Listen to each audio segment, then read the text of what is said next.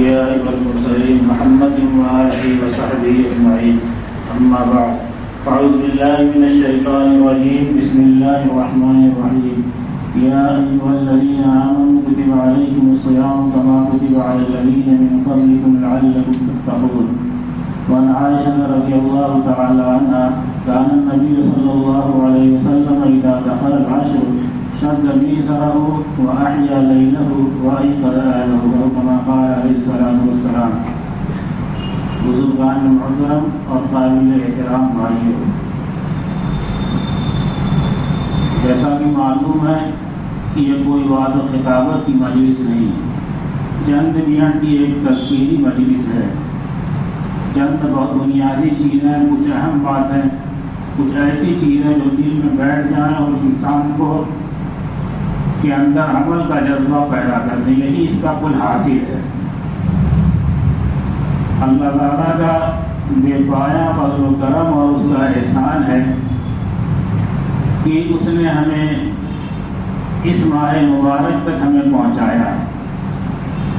اس مجلس پہ اگر دیکھیے تو بہت سے ایسے لوگ جو پچھلے سال موجود تھے آج نہیں ہیں، اور جو اس میں موجود ہیں اس میں بہت سے ایسے بھی ہوں گے جو اگلے سال موجود نہیں رہیں گے. اس لیے اللہ تعالیٰ نے جو موقع دیا ہے اس کی ہمیں قدر کرنی چاہیے، اور جس قدر ہو سکے محنت اور کوشش کر کے اس ماہ مبارک کا حق ادا کرنے کی کوشش کرنی چاہیے. ابھی جو میں نے حدیث پڑھی تھی، حضرت عائشہ رضی اللہ تعالیٰ عنہ فرماتی ہیں کہ رسول اللہ صلی اللہ علیہ وسلم جب رمضان کا اخیر اشرا تھا، اور انہیں کی ایک روایت میں ہے کہ آپ صلی اللہ علیہ وسلم رمضان المبارک میں عبادت میں جتنی محنت کرتے تھے اور ایام میں نہیں کرتے تھے. حالانکہ اور ایام کا حال یہ ہوتا تھا کہ عبادت میں کھڑے ہونے کی وجہ سے، نماز پڑھنے کی وجہ سے آپ کے پاؤں مبارک پر ورم آ جاتا تھا. ایک صحابی کہتے ہیں کہ میں ایک مرتبہ آپ صلی اللہ علیہ وسلم کے پیچھے نیت نماز پڑھ رہے تھے نفل، میں نے نیت مان لی. آپ نے سورہ بقرہ پڑھی، سورہ آل عمران پڑھی، سورہ نساء پڑھی، کیا میری طبیعت ایسی بھی نماز توڑ دیں؟ یعنی آپ نے ایک رکعت میں 5-6 پارے پڑھ ڈالے. اب اس سے اندازہ لگانا چاہیے کہ رمضان مبارک میں آپ صلی اللہ علیہ وسلم کی کیا کیفیت رہتی ہوگی، کیا حالت رہتی ہوگی. اور خاص طور سے اخیر اشرے میں آپ کا حال یہ ہوتا تھا جو کہ اس روایت میں موجود ہے کہ شد میز رہو کہ آپ کمر کس لیتے تھے. جیسے آدمی کھیتوں میں کام کرتا ہے تو دیکھتے ہو کہ گمچھا وغیرہ رہتا ہے تو کس کی کمر میں باندھ لیتا ہے. یا اسی طریقے سے احیا لیلہ، اور پوری رات آپ عبادت میں گزارتے تھے، اور صرف اپنے تک نہیں، وَأَيْقَظَ أَهْلَهُ، اور اپنے گھر والوں کو بھی جگاتے ہیں. ہم لوگ یہاں تو جو آدمی بہت دیندار ہوتا ہے وہ تو پڑھ لیتا ہے، لیکن اپنے اہل و عیال کی طرف اس کو کوئی توجہ نہیں ہوتی ہے. حضرت داؤد علیہ السلام کے بارے میں آتا ہے کہ آپ نے راتوں کے لیے وقت مقرر کر دیا تھا کہ پوری رات گھر کا کوئی نہ کوئی فرد جاگتا ہے. ایسا نہ ہو کہ رات کا کوئی حصہ ایسا ہے کہ سب لوگ سوتے رہیں. تو اور پورے سال تو نہ صحیح، لیکن رمضان المبارک میں تو اس کا جس قدر اہتمام ہو سکے کرنا چاہیے. رمضان المبارک آتا کیوں ہے؟ انسان کا حال یہ ہوتا ہے کہ وہ 11 مہینے اس کی صورتحال کچھ ایسی رہتی ہے جو اپنی مادی مصروفیات میں، اپنے کاروباری زندگی میں اور دوسری چیزوں میں اتنا مصروف رہتا ہے کہ اپنے مقصد تخلیق کو فراموش کر دیتا ہے.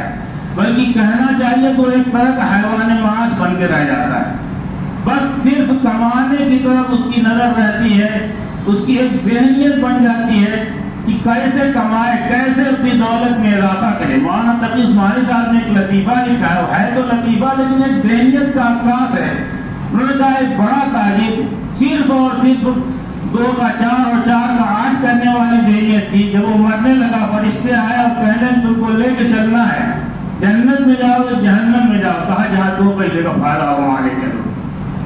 کہنے کو لطیفہ ہے لیکن یہ ایک مخصوص ذہنیت کا عکاس ہے تو انسان کی عمومی حالت 11 مہینے میں کچھ ایسی ہی رہتی ہے کہ اس کے جس روحانیت کی طرف اس کو جانا چاہیے، اس کے دل پر غفلت کے ایسے پردے پڑے رہتے ہیں تو اپنے اصل مقصد کو بھولا رہتا ہے۔ رمضان کا مہینہ اس لیے آیا ہے کہ آدمی اس میں اپنی ان مصروفیات کو کم کرے، اور تراویح اور روزہ تو ہے ہی ہے، روزہ فرض ہے، تراویح سنت ہے، اس کو تو کرنا ہی ہے، لیکن اس کے علاوہ اور نفلی دوسری عبادات کی طرف بھی توجہ دے، اپنی مصروفیات کو کم کرے۔